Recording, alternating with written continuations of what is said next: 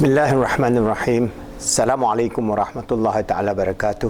Alhamdulillah rabbil alamin. Wassalatu wassalamu ala asyrafil anbiya al-mursalin wa ala alihi wa sahbihi ajma'in. We are still discussing on the 6P of how we are going to develop our personal, our social, our societal and civilizational development in terms of the 6P that we're discussing, and how with this framework of how we develop our personal, social, societal, civilizational to create a holistic, just and peaceful and happy world for all, and how this is based on our heart-based intuitive feelings, which was not covered in the earlier models of multiple intelligence by Professor Howard Gardner. So I explained to you that the multiple intelligences of the model in which we see in psychology, even up to today, for those atheistic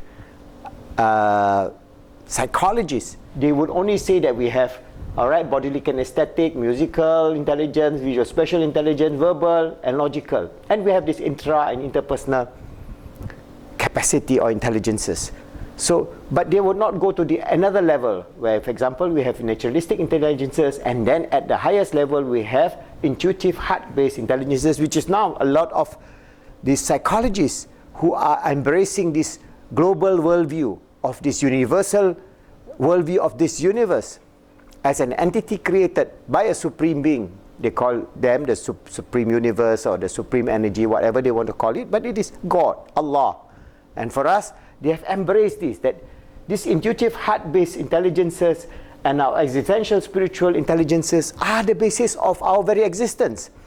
If not, our whole societal and civilizational framework will not be based on any meaning or purpose. If we say that we have within ourselves our intrapersonal, internally we can reflect about our life. Internally we can make a decision, introspective. For those who intrapersonal, within yourself, you introspect, you look at the things around you, you seek for a meaning and purpose. You are introvertly dealing with yourself. That means that's an intelligences. But to where? To whom? And how? And why? It cannot be answered. So that's why there is this very severe dichotomy between this message and our interpersonal intelligences together with the naturalistic, existential, spiritual and intuitive intelligences, because if you deny this, then you deny actually the reality of your very existence. Who are you in this earth is a perennial question of humanity since the day we are created. Since Adam alayhi salam, Allah has given us the framework that Adam, the first human being, and Hawa or Eve, the wife, and the progeny of all this species called human being, Homo sapiens, have a purpose and meaning. Allah created us introspectively to realize that we are His representative on earth, His Khalifa on this earth. So introspectively, we have an answer within the framework of Islam, the framework for a spiritual existence, and the framework for this intuitive heart-based intelligences, because we are not just a purely material being. We live and then die, and that's the end of the story. We live, but we have a pre-existent. That means our existence in the spiritual realm, in the realm of Azali. We have that, and we live in this world, and we will not die. Actually, in Islam, death is only a movement from one level of existence to another level of existence. So as a result, the idea of this intuition, heart-based and spiritual intelligence must be infused in every child, every human being in the world today. Other than that, what do we have? We have this idea of escapism, that the whole industrial base or the base of our internet and our online and our lifestyle is based on escaping. Why do we have video games? Because people are bored to death. They are bored. So what do? You give them video games. Slay the Dragon, Tetris for the old ones and the new ones, and also you just lose time. You just sit down. Why? To escape. Why do you have Hollywood? Why do you have Bollywood? Why do you have, for example, phonography, online phonography? Why do you have melodramas, thousands and thousands and thousands of all kind of languages? It is a form of escapism. That means this civilization, if we just carry on that trend, will not give us a deeper meaning, and to numb our existence of the perennial questions of our spiritual existence and intuitive heart-based intelligences that Allah has endowed upon us, we numb ourselves with this ghafla, this forgetfulness, because the trend of civilization today is to make you forget about your very existence and dish you out food to the extent you become fat and you die by being fat, all right? Or videos, or television shows, or social media, Facebook, WhatsApp, WeChat, YeChat, you name it, everything under the sun. Why? To make us a creature that forget our very existence, our very meaning, our very purpose in life. So we should not be like that. So Muslims have the most logical, most intrinsic question to the answer to that question, that it is rational, logical, and acceptable, and proven. Proven from where? Proven from the new sciences that we are talking about. So if our forefathers is talking about the realization of God through ilmu kalam, learning about wujud, qidam, baqa, and so on, and the sifa of Allah subhanahu wa ta'ala, the wajib sifa and the impossible sifa, that was based on the outcome of the Muslim interaction in facing the philosophical argument of those times. Today, we Muslims, we have not only the philosophical argument, but also the scientific basis for us to go at another level. And for that, we have to accept the fact that we are not having only the 7 intelligences, and our model must include the intrapersonal, interpersonal, naturalistic, accidental, spiritual intelligences, and most important, intuitive, heart-based intelligences, because this will be the foundation for a holistic civilization which we Muslims can promote to the world, so that we can have a balance. If every human being is living in a hedonistic, meaningless, purposeless life of just eat, sleep, sex, fun, play, what will be the outcome?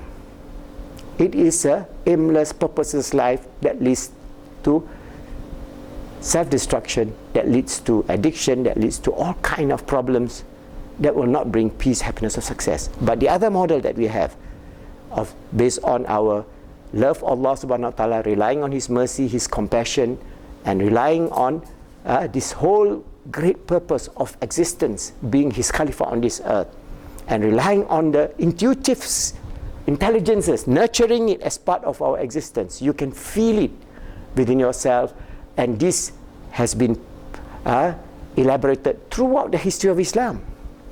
I mean, the greatest of this story is the story of all the prophets of Allah. If you read all the stories, they are living on what?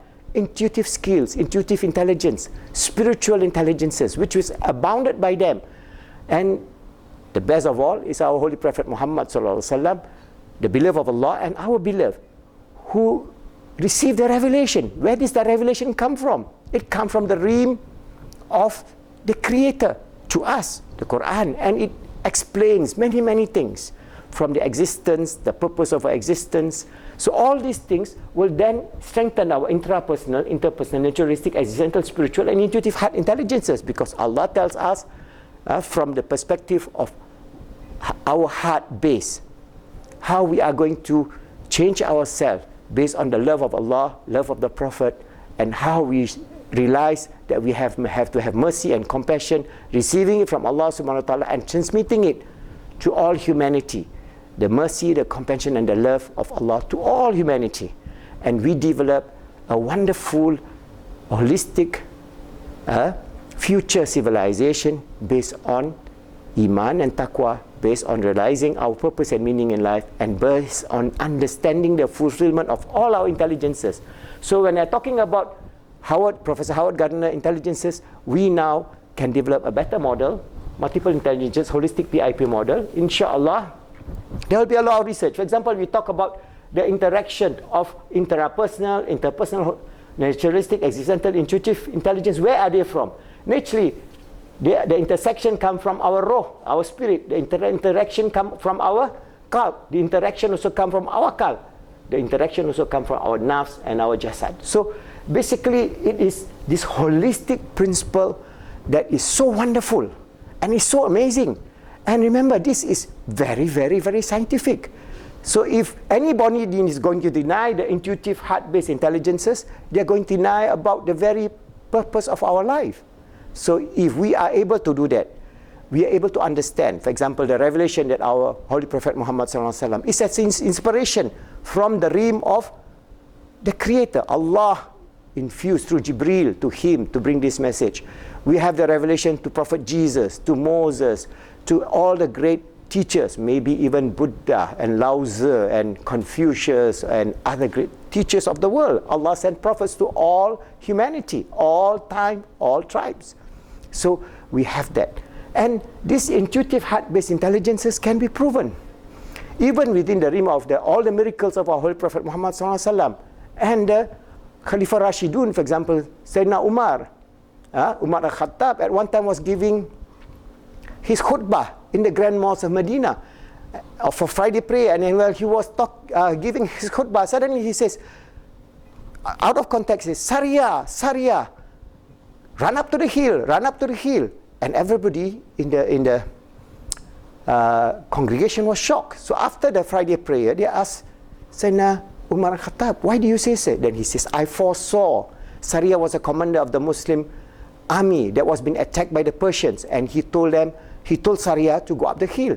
And the miracle is that Saria heard that message and brought the army up the hill, and when the Persian came, they defeated because they were at the upper level. And this is where it comes from. Where it comes from, this intuitive heart-based intelligences. It is beyond the physical matter, and this is where we can nurture, because we have our framework within the spiritual adab, the spiritual knowledge intact in Islam. Maybe in other traditions, maybe in Buddhism, maybe in Christianity, maybe in Hinduism, they have this spiritual tradition. We're not denying, because all religions have spiritual tradition. But the most beautiful, the most intact, the most accurate of a worldview that you can embrace is this embracement of this intuitive, heart-based intelligence that is based on love, that is based on mercy, that is based on compassion from Allah to us, and fuse it to all humanity. And when you do that, we Muslims will rise. The moment Muslims disregard this, we base our religion on revenge, hate, and killings, we will lose ourselves. We will lose our dignity. We will lose everything. And we will become downtrodden to become the worst of the worst in this world. So we have to reclaim our position in life.